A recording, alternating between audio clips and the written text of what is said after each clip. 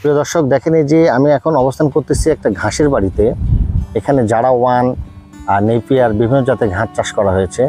তো যারা নতুন খামার করতে চান আসলে তাদের উদ্দেশ্যে আজকে আমার প্রতিবেদন, যে কি ঘাস চাষ করবেন আপনারা, কিভাবে চাষ করবেন, কেন ঘাস চাষ করবেন এবং খামার করার পূর্বে ঘাস চাষ করা যে উচিত, এই বিষয়টা নিয়ে আজকে আমার প্রতিবেদন। প্রিয় দর্শক সঙ্গে থাকুন, বিস্তারিত আমি আজকে জানাবো। আমি অবস্থান করতেছি সোহেল ভাইয়ের ঘাসের বাড়িতে অবস্থান করতেছি। উনি একজন প্রান্তিক খামারি।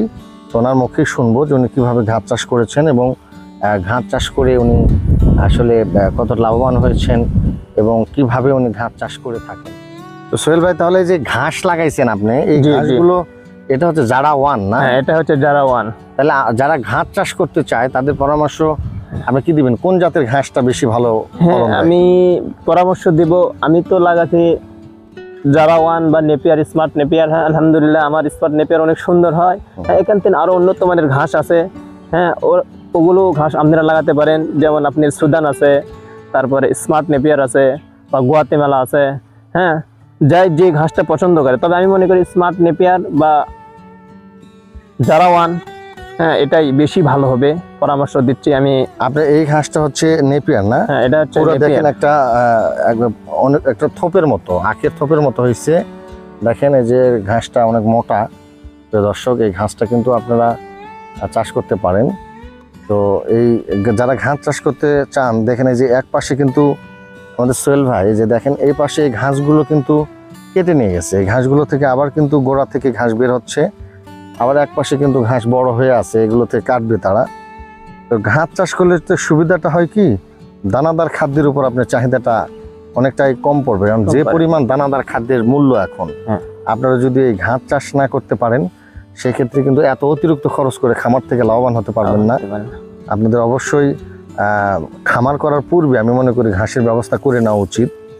তো এই ঘাসগুলোতে আপনি সার বা গোবর সার বা কি প্রয়োগ করেন আপনি? আমি এই ঘাসগুলোতে প্রথমত যখন আমি চাষ করি তখন আমি জৈব সার অর্থাৎ গোবর আমি প্রয়োগ করি। তো তারপরে আমি ঘাস রোপণ করি। ঘাস রোপণ করার পর যখন ঘাসটা একটু বড় হয়েছে, ওই সময় আমি ছিঁচে দিয়ে আমি ওখানে সার ইউজ করি, সার ছিটে দেই। তো ওখান থেকে এখন ধীরে ধীরে ঘাসটা বড় হয়ে যায়। তো তখন ঘাস যখন কাটার যখন উপযুক্ত হয় তখন আমি ঘাস কাটি। এই যে যেমন আমি এরকম করে ঘাস এক সাইড থেকে কেটে নিয়ে আমার খামারের গরুকে খাওয়াইছি। হ্যাঁ, আর অপর সাইডে ঘাস বড় হচ্ছে। হ্যাঁ, আর এই আমার পূর্বের সাইডে এই ঘাসগুলো কাটার উপযুক্ত হয়েছে, এগুলো আমি ধীরে ধীরে কাটে নিয়ে যাচ্ছি, যে আমি খামারে খাওয়াচ্ছি। তাহলে এই যে গোবর সার কিন্তু মাঝে মাঝে দিতে হবে? মাঝে মাঝে দিতেই হবে। আর সেক্ষেত্রে আপনার মনে করেন যে আপনার গোবর সার তো আপনার বাড়ি থেকেই পাচ্ছেন? হ্যাঁ, বাড়ি থেকেই পাচ্ছি, আমার গরু খামার রয়েছে, গরু খামার আছে। তো এটা কিন্তু একটা সুবিধা। হ্যাঁ।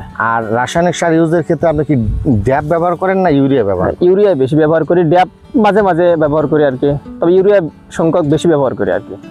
আচ্ছা আচ্ছা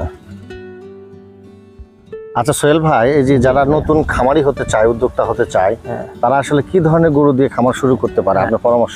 যে সমস্ত ভাইরা নতুন উদ্যোক্তা হতে চায়, গরুর খামারি হতে চায়, তো সেই সমস্ত ভাইদেরকে বলবো আপনারা গোস্ত লাগানোর অর্থাৎ হাড্ডি সারা গরু, এগুলো নিয়ে আপনারা 2-3 মাস 3 মাস একটা প্রজেক্ট করবেন। এই 3 মাসের ভেতরে আপনারা এই গরুটা মোটা তাজা করবেন, দানাদার খাওয়াবেন, পাশাপাশি আমার মতন এই সমস্ত ঘাস খাওয়াবেন বা বিভিন্ন জাতের ঘাস আছে। তো এই সমস্ত ঘাস খাওয়ানোর পর এই 3 মাসের ভেতরে এই গরুটা আলহামদুলিল্লাহ অনেক সুন্দর মোটা তাজা হয়ে যায়। তো এই ক্ষেত্রে আমরা এই 3 মাসের ভেতরে দ্রুতর একটা লাভ দেখতে পাই। বেকার ভাই যারা আছেন, তো লেখাপড়ার পাশাপাশি অনেক ভাই বেকার আছে, তো যেটুকু তারা আয় করতে পারে, তো আমি মনে করি তো ওইটুকু ভাইদের জন্য বলবো আপনার হাড্ডি সারা গরু নেবেন, 3 মাস একটা প্রজেক্ট করবেন। এই 3 মাসের ভেতরে ভালো একটা লালন পালন করবেন, গরুর অসুখ বিসুখ কম হয়, গরু সুস্থ থাকে। তো এই গরু সুস্থ থাকা অবস্থায়, হ্যাঁ, এই গরুকে আপনারা ভালো যত্ন করবেন, আলহামদুলিল্লাহ 3 মাসের ভেতরে এই গরুটা মোটামুটি অনেক সুন্দর হয়ে যাবে। তাহলে হাড্ডি সার গরুর আপনি পরামর্শ কেন দিচ্ছেন? যে অল্প টাকায় খামার করা সম্ভব, অল্প টাকায় খামার করা সম্ভব, খরচ কম, রোগ বালাই কম। সেই জন্য যারা নতুন খামার করতে চায়, যারা নতুন পরামর্শ যে হাড্ডি সার দিয়ে শুরু করলে ঝুঁকিটা কম থাকে। হ্যাঁ, ঝুঁকিটা কম থাকে, অল্প সময়ের মধ্যে লাভের অংশটাও সে দেখতে পায়। অল্প সময়ের ভেতরে হাড্ডি সার গরুর থেকে লাভের অঙ্কটা একটু বেশি দেখা যায়। আপনি কি কি ধরনের গরু পালন করেন? হ্যাঁ, আমি হাড্ডি সারা গরুর পালন করি। পাশাপাশি আমি বড় জাতের ফিজিয়ান গাভী আছে, ওগুলো গাভী আমি পুরো গর্ভবতী করার পর আমি বিক্রি করে দেই। এর পাশাপাশি আমি ছোট ফিজিয়ান গাভীর বাচ্চা নিয়েছি, তো ওই বাচ্চার থেকে আমি ভালো জাতের ওই বাচ্চাটাকে আমি মা বানাবো, ওখান থেকে আমি ভালো জাতের বাছুর মানে উৎপন্ন করব। ওখান থেকে ধীরে ধীরে ধীরে ধীরে মানে আমার খামারে যেন উন্নত জাতের গরু তৈরি হয়। হ্যাঁ, আর আমি এইরকম বলবো যে যারা বেকার ভাই আছে, আমি একসময় বেকার ছিলাম, বাস আলহামদুলিল্লাহ ধীরে ধীরে আল্লাহর রহমতে আমার প্রচেষ্টায় মানে আমি খামার সামনের দিকে অগ্রসর হতে পারতেছি, আমি টাকা ইনকাম করতে পারতেছি। তো বাদ দিকে ভাই আপনারা ছোট বাছুরও কিনতে পারেন, ওখানে মা বানাতে পারেন। হ্যাঁ, বা ওই বাছুরটা আপনার যখন গরম হইবে অর্থাৎ বীজ বীজ দেওয়ার সময় হবে, ওই সময় আপনি বিক্রি করতে পারেন। ওই সময় আলহামদুলিল্লাহ আপনার ওই বাছুরটা মোটামুটি 1,15,000, 20, 30 এরকম বিক্রি করতে পারেন অল্প স্বল্প খরচে। ওটা তো অনেক আলহামদুলিল্লাহ লাভ দেয়। আচ্ছা, আপনি যে বাছুর গরু প্রজেক্টের যে পরামর্শ আপনি দিচ্ছেন, জি, এটা আসলে আমারও খুব এই প্রজেক্টটা পছন্দ। তাহলে যারা বাছুরের প্রজেক্ট করতে চায় তাহলে বকনা বাছুর না, হ্যাঁ বকনা ফিজিয়ান জাতের ভালো বাছুর, জাতের ভালো ফিজিয়ান। জাতের বকনা বাছুর কিনে যদি কেউ প্রজেক্ট করতে পারে, হ্যাঁ। তাহলে সেই ক্ষেত্রে আমার মনে হয় যে এটা একটু লং টার্ম মানে দীর্ঘমেয়াদী পালন করতে হ্যাঁ। হয়, কিন্তু লাভ কিন্তু লাভ হয়, প্রচুর লাভ প্রচুর হয়। পরিমাণে লাভ হ্যাঁ, এখানে একটা বাছুরই একটা বড় মোটা অঙ্কের লাভ এখানে হ্যাঁ, চোখে লাভ পড়ে। দেয়। গাভীটা আপনার অনেক পরিমাণে দুধ দেয়, যা দুধ বিক্রি করার পরে ওখান থেকে যে টাকা আসে ওই টাকা দেয় মানে আপনার খামার মানে চালানো সম্ভব হবে আর কি।